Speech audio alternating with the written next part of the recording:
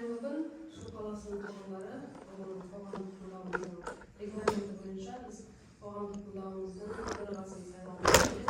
Бүгін қоғамдық тыңдаудың төрағасы ретінде Шу қаласы әкімінің орынбасары Данибек Дамир Бейсенбековты тағайындауды ұсынамын. Дауыс беріп өтсеңіздер, қарсы емессіздер ме? Қарсылықтарыңыз жоқ па? Бәріңіз бірауыздан келісесіздер ме? Келістік, сөз кезегі сізде. Қайырлы күн. Бүгінгі қоғамдық тыңдаудың тақырыбы Жамбыл облысы әкімдігінің ветеринария басқармасының Жамбыл облысының ветеринарлық станциясы шаруашылық жүргізу құқығындағы коммуналдық мемлекеттік кәсіпорнының Шу қаласындағы биометриялық шұңқыры үшін қоршаған ортаға әсер етуге рұқсат алу. Бастамашы Жамбыл облысы әкімдігінің ветеринария басқармасының Жамбыл облысы ветеринарлық станция шаруашылық жүргізу құқығындағы коммуналдық мемлекеттік кәсіпорны. Жобалаушы Эко КС жауапкершілігі серіктестігі. Ашық жиналыстар арқылы қоғамдық тыңдаулар өткізу үшін жалпы жиналыстың хаттамасын енгізу үшін ашық қоғамдық талқылау тыңдаулардың хатшысын және дауыстарды санауға жауап болған сайлау, сондай-ақ қоғамның тыңдауларды өткізу ережесін бекіту қажет. Жалпы жиналыстың хатшысы және дауыстарды санауға жауапқа болып Эко КС ЖШС өкілі Дабылтаева Жанерге Бақытқызын сайлауды ұсынамын. Дауыс берсеңіздер, қолдарыңызды көтеріңіздер, ашық жиналыстар арқылы қоғамдық тыңдаулар өткізу регламенті баяндаушылардың баяндамалары 5 минут, баяндамалар талқылау және қоғамдық тыңдаулар қатысушыларының ескертулері мен ұсыныстарын тыңдау, баяндамашылар өз кезегінде қоғамдық тыңдауларға қатысушылардың ескертулері мен ұсыныстарына жауап беру 10 минут, қоғамдық тыңдаулардың қорытындысын шығару 2 минут. Дауыс берсеңіздер. Енді кезек сөз кезегі өзіңізде. Менің есімім Жанерке Бақытқызы, ЭККС жауапкершілігі серіктестігінің жобалаушы маманы боламын. Бүгін қоғамдық тыңдаудың тақырыбы Шу қаласындағы ветеринарлық шұңқырына қоршаған ортаға әсеріне рұқсат алу тақырыбында болмақ. Қазақстан Республикасының экология кодексінің 58-ші бабының 70-ші бабының 1-ші тармағына сәйкес қоғамдық тыңдаулар өткізу қағидалары бекітілген. Қоғамдық тыңдау өткізу қағидалары Қазақстан Республикасының экология, геология және табиғи ресурстар министрінің 2021 жылдағы 3 тамыздағы 286-шы бұйрығымен бекітілген. Бүгін қоғамдық тыңдаудың осы жоғарыда белгіленген барлық баптардың тармақтарына сәйкес орындалып отыр. Бүгін қарастырылып отқан нысанымыз ветеринарлық шұңқыр Жамбыл облысы Шу ауданы Шу қаласының оңтүстік-батыс бөлігінен 2,5 километр қашықтықта орналасқан. Оның жалпы ауданы 400 шаршы метрді құрайды. Ветеринарлық шұңқыр эпизоотиядан өлген ауыл шаруашылығы және үй жануарларының өлекселерін ұзақ мерзімде сақтауға арналған орын. Бүгінгі таңда адам мен жануарлар қатар 200-ге жуық ауру түрлері бар. Сол жұқпалы аурулардың таралуын алдын алу мақсатында осы ветеринарлық шұңқыр салынған.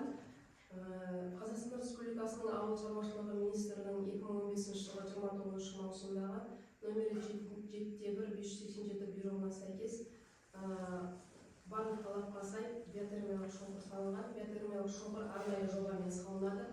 Аумағының биіктігі 2 метрден кем емес, күн қақпасы бар саңылаусыз дуалмен қоршалады. Және де ветеринарлық шұңқыр құрғақ жер асты сулары тереңде орналасқан жерде және де тұрғын үйлерден қашық су қорғау аймағынан алшақ жерде орналасу қажет.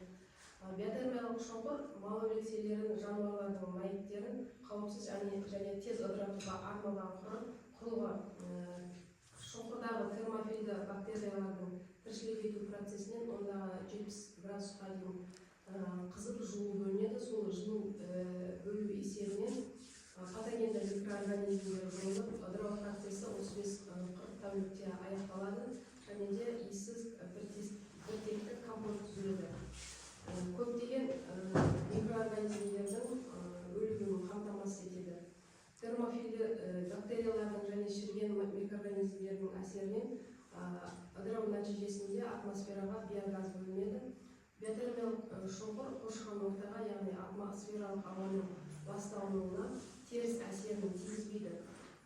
Шұңқыр ылғалға және ыстыққа төзімді материалдардан жасалған типтік жобаларға сәйкес салынған герметикалық қақпағы бар, ауа ағынына арналған тесіктері бар. Мал өлікселерінің ыдыраған бөліктерінің жерге түсуіне жол бермес үшін биотермиялық шұңқырдың түбі және қабырғаларын бетондау көзделген.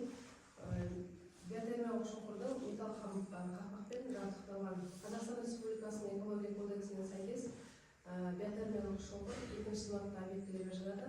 Ал Қазақстан Республикасының денсаулық сақтау министрінің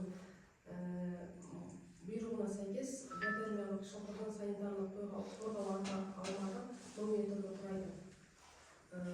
Негізі биотермиялық шұңқыр ауаны ластау кезі ол биоқалдықтардың ыдырауы кезінде атмосфераға, ауаға биогаз бөлінуіне кезінде болады. Жоба бойынша жалпы ауаға жылына 1451 килограмм мөлшерінде 10 түрлі атаумен ластаушы заттар бөлінеді деп есептелініп тұр.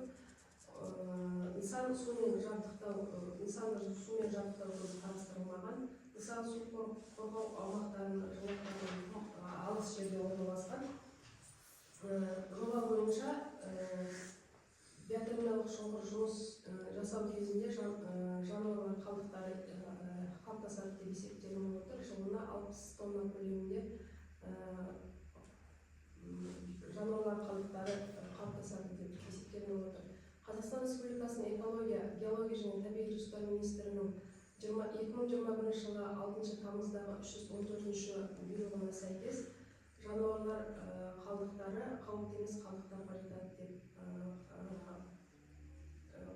қауіпті емес қалдықтарға жатқызылған және оның арнайы коды бекітілген. Осымен менің баяндамам аяқталды. Баяндама тақырыбы бойынша сұрақтарыңыз болса, сұрақтарыңызды қойыңыздар. Бар ма? Айтыңыз. Елдегі жануарлардың қалдықтары қауіпсіз болып табылды. Енді биотермиялық шұңқырға тасталған кезде жаңа айтып өттім ғой.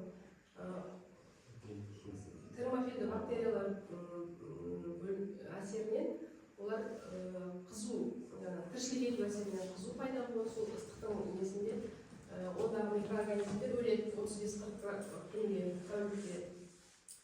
Содан кейін ол иіссіз компост түзіледі. Бірақ сонда сақталады. Ол толғаннан кейін оны бетін жауып, арнайы орындармен жоба жасалынады. Содан кейін барып бекітіп өңделеді. Тағы сұрағыңыз бар ма? Жалпы немен өңделеді ол мөлшер? Оның үшін өңделетін мына кісілерде сұрақ.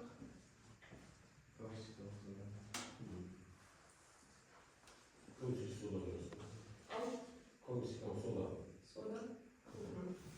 Басқа сұрағыңыз бар ма? Сұрақтарыңыз жоқ па?